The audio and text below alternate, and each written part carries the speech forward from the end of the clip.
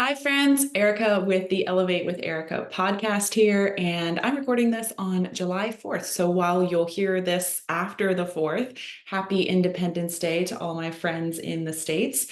We, like many, are headed to a pool party after this with our very good friends and some cookout food. I've got two strawberry pies in the works, and later on tonight, my husband and I are going to ride our bikes to go see the fireworks in our neighborhood. It's just like a 15-minute cycle.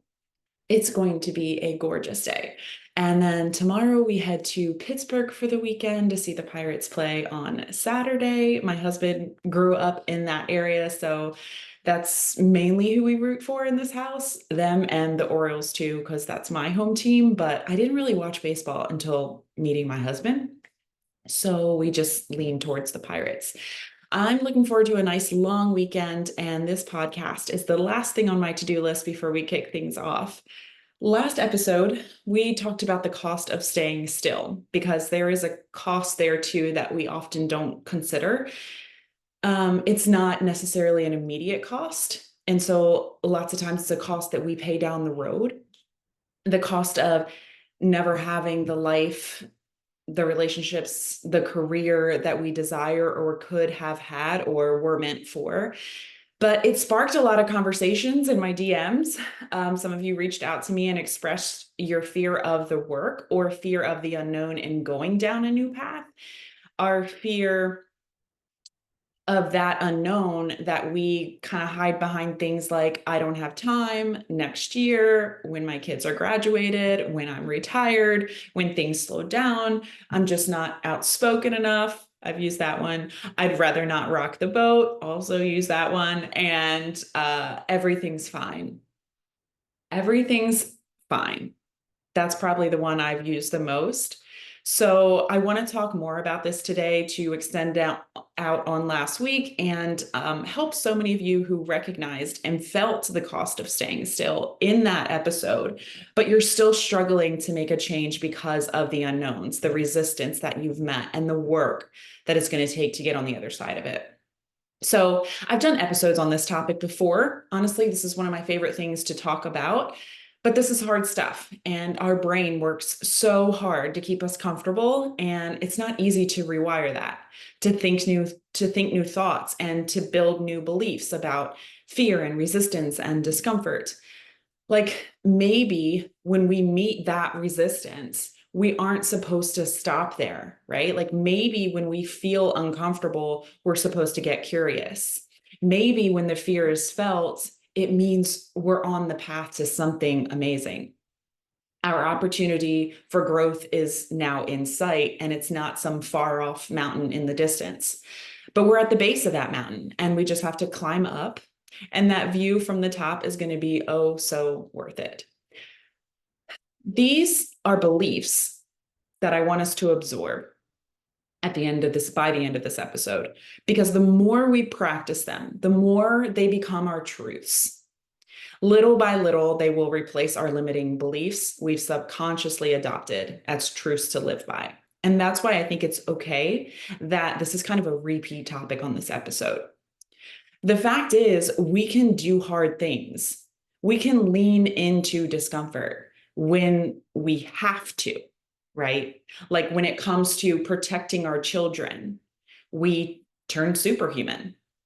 Or if we suddenly left a job or we're suddenly left without a job, like my ex-husband and I both, that happened right before Christmas. We were working at the same place together and they closed their doors right before Christmas. Or when it becomes a life and death situation, like, oh, now you have to lose the weight, right? Or else. Like those kinds of things shift us into high gear and we plow through uncomfortable situations because we have to. But you really don't have to, right? You're still making a choice in there. Like you could not protect your kids. You could choose not to do that. You could not try and find another job. You could live a poor quality of life for your remaining years and not start taking better care of yourself. But we tell ourselves that we have to in those situations. We decide, oh, I have to do this. And we put on this armor, right? Kind of like this don't mess with me armor. Hold my beer and watch this. We walk into rooms differently because we're on a mission now. Something has lit us up to the point where we barely recognize ourselves. But the truth is, we can adopt this mindset in the face of any fear. It does lean back to what I said last year about change needing to become a necessity.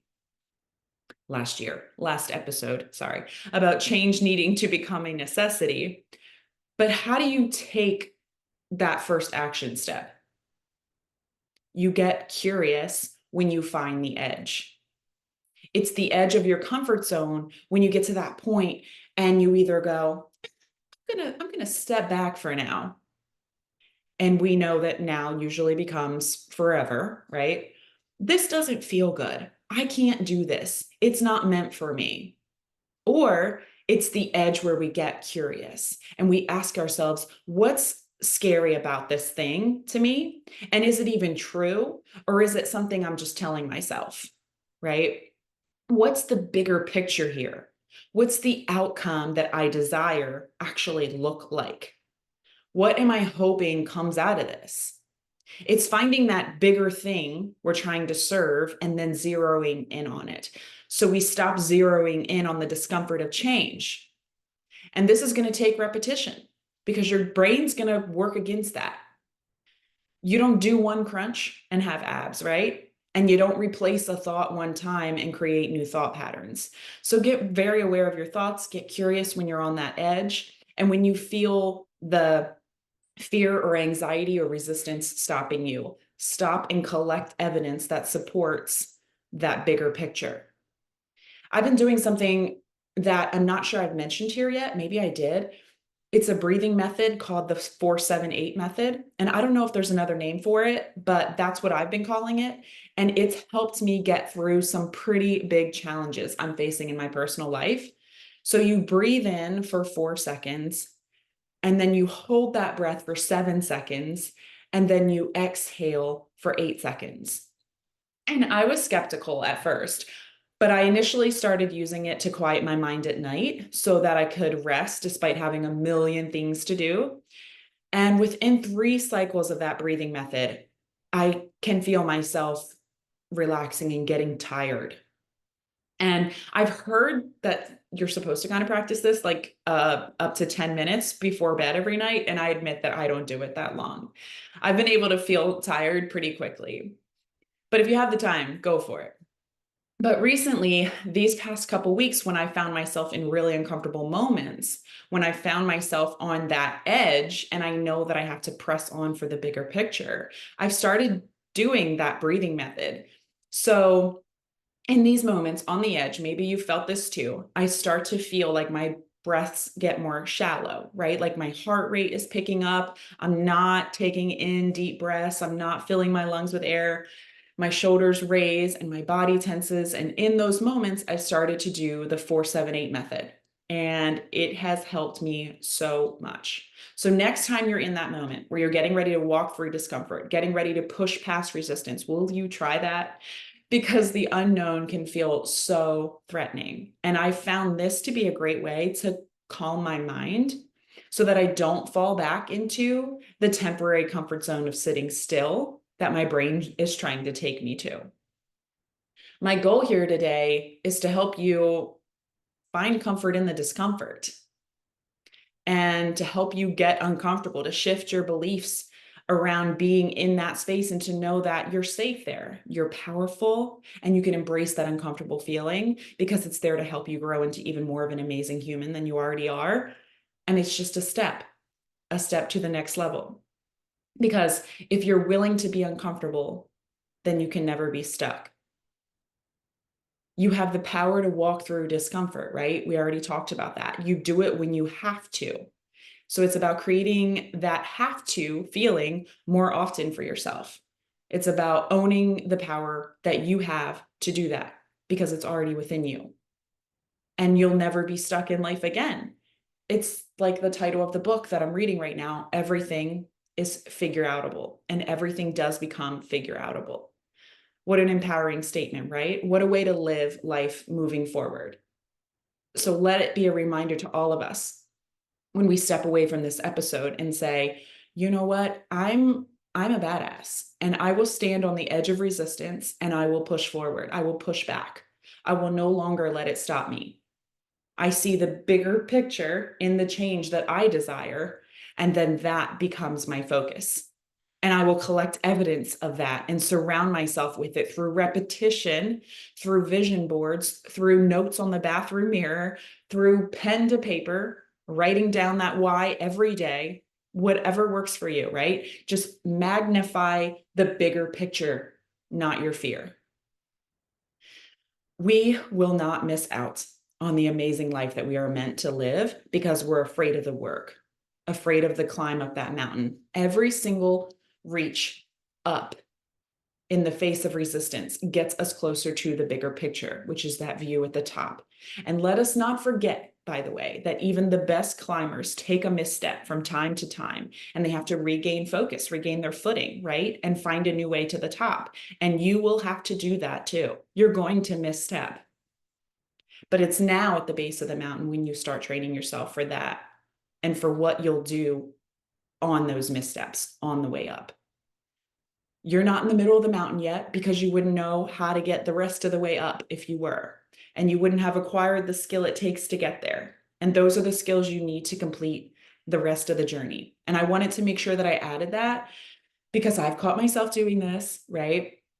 We often get caught in comparison when we're at the bottom of the mountain, when we're at that edge of resistance. We see someone else already doing the thing farther along, and we wish we were where they are. But I don't want you to do that because that can quickly turn into reasons that we start stacking up, right? Our brain trying to keep us comfortable for why we can't do this, why we shouldn't do this.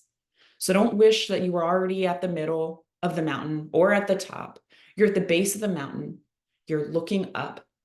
The work in front of you is necessary to become the person who no longer folds in the face of a challenge. We can't grow without it. And growth is the key component in continuing to unlock a better version of ourselves and our lives year after year. Everything is fine, no longer cuts it. Find your edge and get curious. I'm rooting for you. We're going to walk through this together. Text me and let me know what this opened up for you today. Let me know what resistance this episode helped you forge through. And if you're listening to this on a podcast platform, you can text me now. You can just go right to the show notes and click the link to text me. Let me know your takeaways from today, when you put this episode into practice, or just anything that you want to share with me. It's a cool new way for us to connect. And again, it means so much to me when you take the time to share these episodes on your social media and with your friends. Every new added listener has a huge effect on the show. So thank you for taking the time to do that. And as always, make sure to go leave a rating and review on Apple Podcasts. I'm going to leave you with this thought today.